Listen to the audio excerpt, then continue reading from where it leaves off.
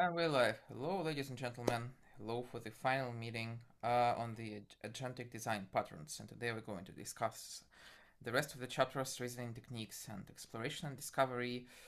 They're going to be quite short. And Appendix, which is going to be even shorter. So to compensate for it, we're also going to do a small recap to remind ourselves of what we learned so far over the last couple of weeks. So, without further ado, reasoning techniques. First, starting with the chain of thought, and I think we kind of explored this pattern in some sense in the very first chapter when we talked about uh, sequentially orchestrating various agents or sequentially orchestrating various uh, making prompts small. So it's kind of in the same. It's going in the same direction. So the idea is that uh, just now, instead of a single agent, we want, instead of multiple agents, we want a single agent to produce the output step by step. And I'm not even sure if it even makes that much sense these days, because we have reasoning models, but still, nevertheless, it makes sense to prompt reasoning models to think in some sort of structured way. Anyhow, chain of thought is a way to tell your model to produce output sequentially following specific pattern. So here, like, we try to be very explicit about the steps that the model should take. And the idea is that since these models, they generate new data based on previous data, we want to prompt the model to iteratively build the necessary steps, the necessary data that is required for further output. So for instance, instead of asking the model to produce the answer straight away, if we know that this answer relates to some, like, I don't know, concepts from real analysis, we want probably like to ask model first to recollect concepts from real analysis that are close to this topic, and then produce the output. And roughly, this is a more sophisticated version on the screen of exactly the same process. So we ask model to analyze the query, formulate search queries, and etc. and etc. And then when the user asks the question, the agent is going to go through these steps, hopefully go through these steps one by one, and in the end, it's going to have all of the data to produce a meaningful result. Next idea is to do tree of thought is, well, since we're doing a single, well, whenever we generate a token, whenever we generate a word, whenever we generate any kind of piece of information, piece of output, we have to remember that this piece of output, it's kind of random in a sense.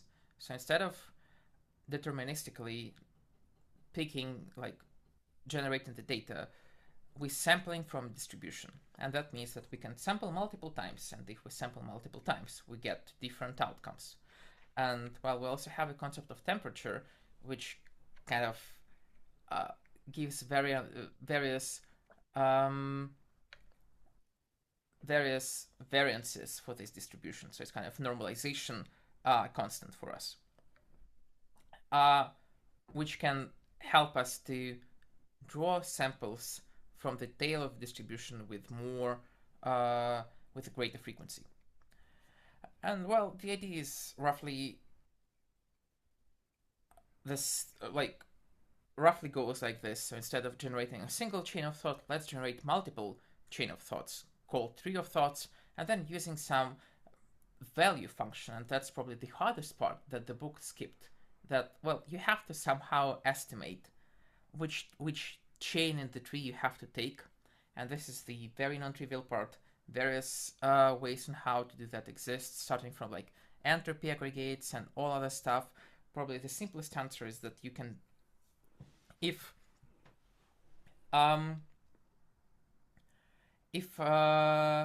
the answer is easily quantifiable, then we can probably try to average them or try to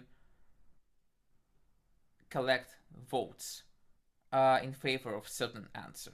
So maybe we can produce like multiple chain of thoughts, tree of thought, and then have another agent or the same model summarizing all of them and producing the final result. So kind of ensembles. And finally, well, we have this React pattern. I think we took a look at it before. So it's reasoning and acting. Well, nothing new. It's pretty much the same structured thinking. So the model thinks about something, it performs an action, and it consumes the observation and does that in a loop. Lovely.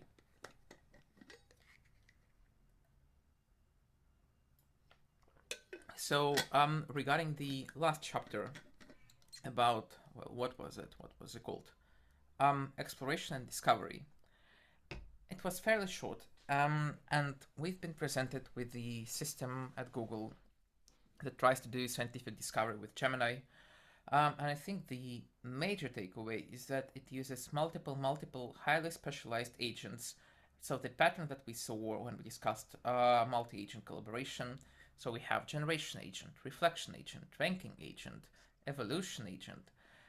And the way that I see it, well, we don't have a picture here, but multiple agents that interact with each other. And the way that I see it with proper system prompting, we kind of extract only a certain part of the distribution. Like we have a huge multinomial distribution with multiple in a very high dimensional space. And when we want the LLM to act in different ways, substantially different ways, to do generation or reflection, we prompt an LLM in such a way that we kind of take almost like a slice of that distribution, a projection in a much lower dimensional space, but this gives us a better chance of sampling specific tokens from this distribution. So essentially it changes the output from which we sample the tokens. And it's probably a lot of sophisticated words for saying that, hey, if you prompt model in different ways, it's going to act differently because it's large model, and under the hood it has billions and sometimes, like these days, even trillions of parameters. And well, we can reshape the output of the model, elicit very different ways of thinking by just prompting the model to act in very different ways. But really, what we really need to think of is, is the model even capable of producing new knowledge? Can it go beyond what it's been trained on? And here's a paper from recent NIPS that's been discussed recently on the Recraft Reading Club, so credit is not mine, it's theirs. I've just been there, and I instantly remembered this paper, where they show that actually the models, well, any kind of reinforcement learning that we apply to the models, that state-of-the-art technique these days to make the models reason, it's not about new knowledge. It's about extracting the knowledge that's already been there in the base model. So we can see here that with more and more samples, even the base instruct model, it kind of converges to the same accuracy on various data sets, which shows that yes, a RL model can do it with much fewer samples, but still the base model is capable of that already. And there was another paper that showed that if the base model is not capable of something entirely, then RL can't generate new knowledge. Reinforcement learning only extracts and emphasizes the features that already been present in the original base model, which means that probably we can't really generate fundamentally new knowledge. However, one might argue that, well, most of the new knowledge is not really new. It's a reassembly of the old knowledge in new domain. I don't have a very good example for you right now, but we can easily imagine how we can sometimes transfer knowledge from one domain to another and apply it there, and it miraculously works. So maybe there is still some merit doing this stuff, but I just wanted you to think critically whether calibrate your expectations and don't expect the model to be a new Einstein. And in Appendix, I think the only chapter worth mentioning there was prompting. So it was a fairly large chapter, but I summed it up in one slide. So when we prompt, consider few-shot prompting, meaning that provide model with a few examples. It works really, really well. However, we have to remember that if we provide model with few examples, it creates a bias, meaning that model is now, for instance, if you ask model to choose one of the options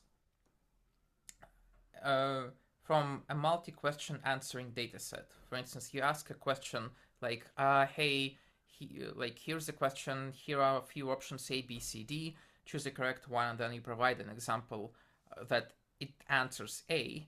You create a bias in the model, and now the model is going to be more likely to answer A. So you have to be aware of that. How to fight that, I'm not sure, really. Probably provide a few diverse examples, but still keep in mind that the model is now biased in some sense.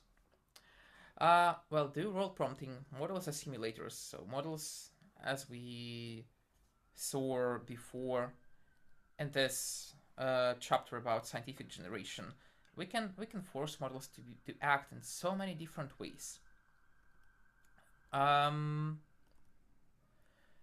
Which means that if we prompt them in different ways, they're going to produce substantially different results. So if you want your model to act, to produce the best possible mathematical outcome from perspective of the rigor, ask it to act as a sophisticated, educated mathematician who won Fields Medal, for instance. Models are simulators. Use delimiters and maintain clear structure of your input. I think models already have inherent knowledge about what people use as delimiters, so just use any kind of natural delimiters as you would have in any kind of written communication. Use structured output, and I think we saw it before. Use other LLMs to refine prompts. So if you're lazy and you don't want to write a sophisticated prompt following the best practices, you want to write something short, feed your short prompt to an agent who has a book about prompting models in its context, and just ask this agent, hey, please refine this prompt according to the best practices, and it's going to provide you with a sophisticated, large prompt that you can later feed to another LLM. And now, recap.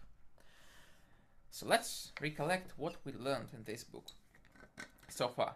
Foundational key concepts.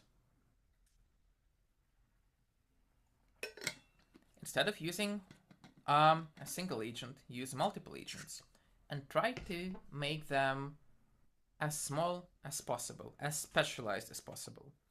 So instead of asking model to do multiple things at once, it's better to ask model to do a single thing and then pipe the output into another iteration or another model doing the next step. Route your requests to different agents, either in parallel, sequentially, but nevertheless, it doesn't have to be a single agent. You can use multiple agents, and you can use a smart router based on multiple different techniques, starting from classical ML or even rule-based router, ending with another agent that acts as a router. Use tools. So models are fairly limited in what they can do well and what they especially what they can't do well. So use tools to ground your models. And when we say tools, also remember that tools can be standardized. For instance, MCP. Remember about MCP.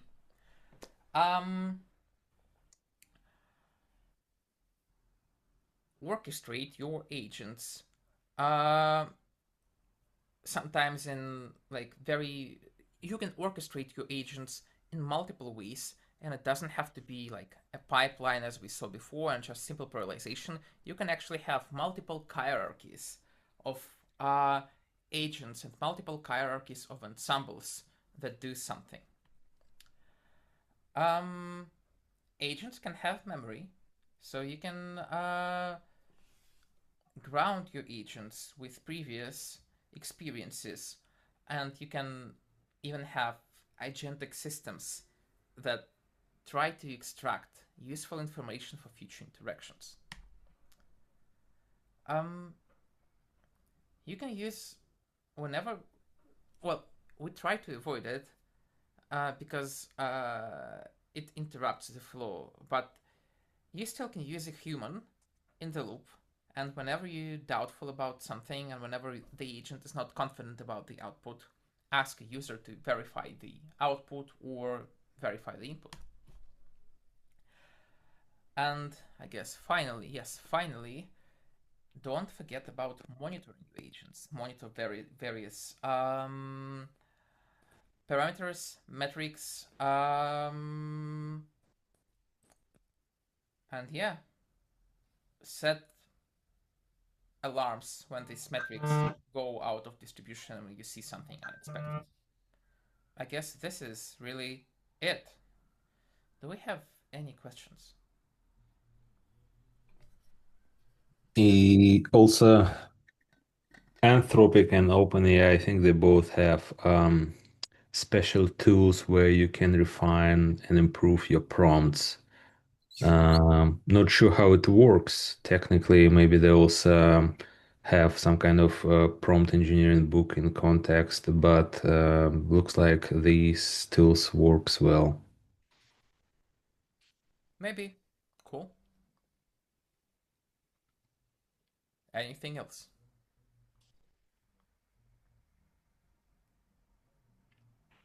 Then, guys, congratulations. We finished this book. And regarding the next book, it's going to be a small training book. I'm going to dump it in the chat a bit later on. But before starting that book, we're going to take a short break, maybe until mid-March or even until start of April. I'll message about it separately. So thank you very much and see you soon for the next book. Thank you. Thank you. Thanks. Bye.